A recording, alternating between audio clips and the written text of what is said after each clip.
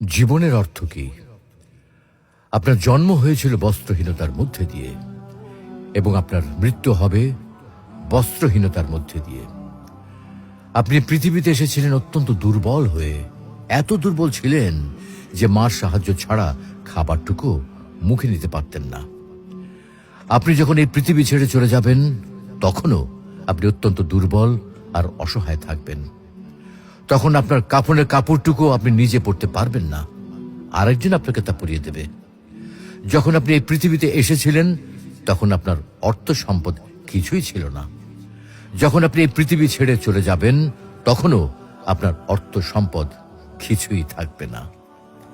আপনাকে প্রথম গোছল যেমন অন্য কেউ দিয়েছিল, তেমনি আপনার শেষ গোছলও অন্য কেউ দেবে। আপনি যেমন পৃথিবীতে একা এসেছিলেন, ঠিক তেমনি ভাবে আপনাকে পৃথিবী থেকে একাই চলে যেতে হবে। আপনার সঙ্গে আপনার প্রিয়জন কেউ যাবেন না। হ্যাঁ, এটাই জীবন, এটাই তো জীবন। তাহলে কেন এত মারামারি, এত সংঘাত, এত হানাহানি? কেন এত বিদ্বেষ? কেন এত হিংসা? কেন এত বেইমানি? তাই সকলের প্রতি দয়াশীল হন, সকলকে আপন করে নিন এই ক্ষণিকের যাত্রায়।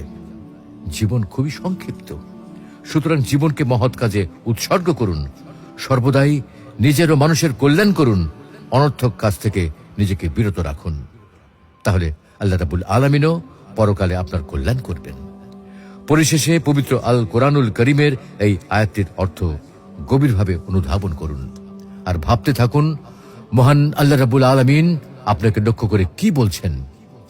হে ঈমানদারগণ, তোমাদের ধন সম্পদ ও সন্তান সন্ততি যেন তোমাদেরকে আল্লাহর স্মরণ থেকে গাফেল না করে, আর যারা এ কারণে গাফেল হয় তারাই তো ক্ষতিগ্রস্ত। আমি তোমাদেরকে যে রিজিক দিয়েছি তা থেকে মৃত্যু আসার পূর্বে ব্যয় করো, অন্যথায় সে বলবে, হে আমার পালনকর্তা, আমাকে আরো কিছুকাল অবকাশ দিলেন না কেন? তাহলে আমি সাদকা করতাম এবং সৎকর্মীদের অন্তর্ভুক্ত হতাম। প্রত্যেক ব্যক্তির নির্ধারিত সময় অর্থাৎ মৃত্যু যখন উপস্থিত হবে তখন আল্লাহ কাউকে সামান্যতম অবকাশ দেবেন না। তোমরা যা করো আল্লাহ সে বিষয়ে খবর রাখেন।